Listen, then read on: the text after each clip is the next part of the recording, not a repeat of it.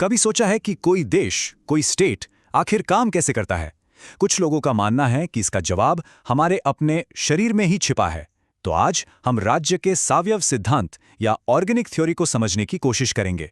ये वो विचार है जो कहता है कि एक राज्य, एक देश बिल्कुल एक जीते जागते शरीर की तरह है। चलिए इसको ऐसे समझते हैं। मान लीजिए कि सरकार हमारे शरीर का दिमाग है, सैनिक हमारा इम्यून सिस्टम है, और हम सब यानी कि जो नागरिक हैं वो कोशिकाएं हैं जिनसे ये पूरा शरीर बना है। बस यही इस थ्योरी का मूल आइडिया है कि समाज के सारे हिस्से एक साथ मिलकर काम करते हैं, ठीक वैसे ही जैसे हमारे शरीर के अंग करते हैं। अब इस दिलचस्प आइडिया को पूरी तरह से समझने के लिए हम कुछ चीजों पर गौर करेंगे।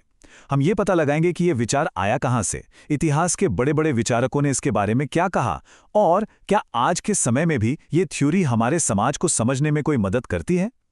तो ये बॉडी थ्योरी आखिर है क्या? देखिए, ये कहने का एक तरीका है कि कोई भी राज्य सिर्फ कुछ लोगों का एक झुंड नहीं है जो एक सीमा के अंदर रहते हैं, बल्कि ये एक जीती जागती पूरी की पूरी एक व्यवस्था है जिसमें हर एक इंसान की खास भूमिका है। तो ठीक है, पर किसी राज्य को जीवित जीव कहने का असल मतलब क्या है? चलिए इसे थोड़ा और गहराई से समझते हैं। राजनीति विज्ञानी गार्नर ने इसे बहुत ही साफ शब्दों में कहा था। राज्य एक जीव है और हम यानी जनता उसकी कोशिकाएं हैं। यह अपने आप में एक बहुत ही पावरफुल आइडिया है। इसका मतलब यह हुआ कि हम अकेले नहीं हैं, हम एक बहुत बड़े और जटिल शरीर का हिस्सा हैं। और ये जो निर्भरता है ना, ये दोनों तरफ से काम करती है।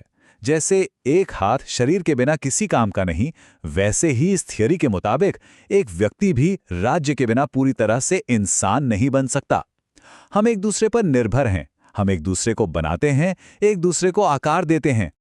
वैसे ये विचार कोई आज का नहीं है। सच तो यह है कि इसकी जड़ें बहुत पुरानी हैं, बहुत गहरी हैं।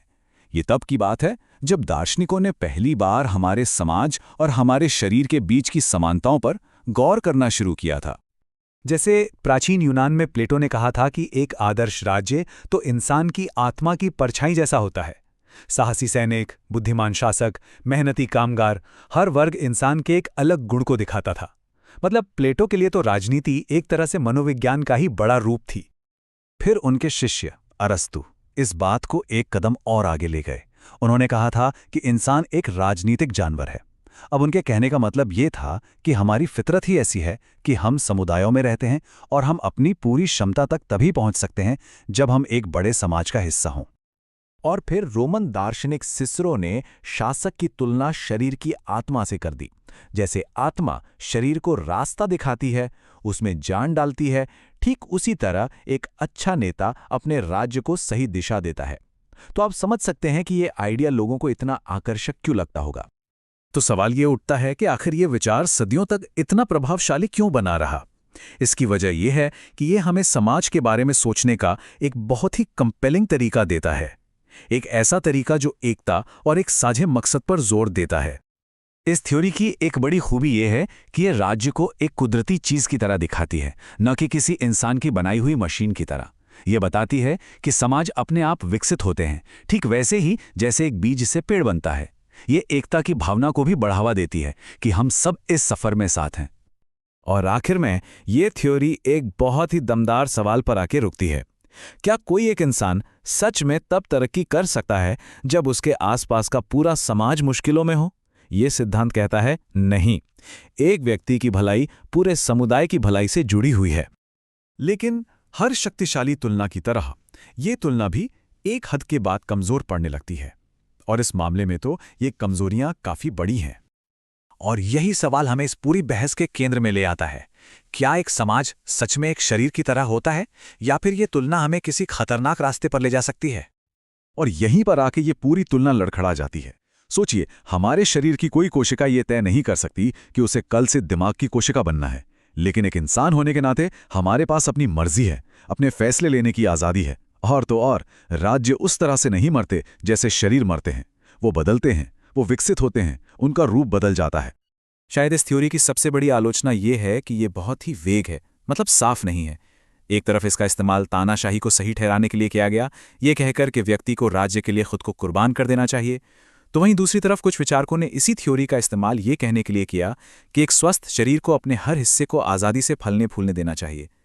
जब एक ही थ्योरी का मतलब कुछ भी निकाला जा सकता है तो शायद उसका कोई ठोस मतलब है ही नहीं। तो इन सारी कमियों के बावजूद क्या हम इस पुराने विचार को पूरी तरह से खारिज कर देना चाहिए, या इसमें अब भी कुछ ऐसा है जिससे हम सीख सकते हैं? देखिए, आखिर में राज्य के सावयवी सिद्धांत की अहमियत इस बात में नहीं है कि यह वैज्ञानिक रूप से कितना सही है। इसकी असली कीमत एक शक्तिशाली मेटाफोर के रूप में है। ये हमें याद दिलाता है कि हम सब अकेले नहीं हैं। हमारी कामयाबी, हमारी नाकामयाबी, हमारी उम्मीदें और हमारे डर उस समाज से गहरे तौर पर जुड़े हुए हैं जिसमें हम रहते हैं। तो चलिए इस एक सवाल के साथ इसे खत्म करते हैं।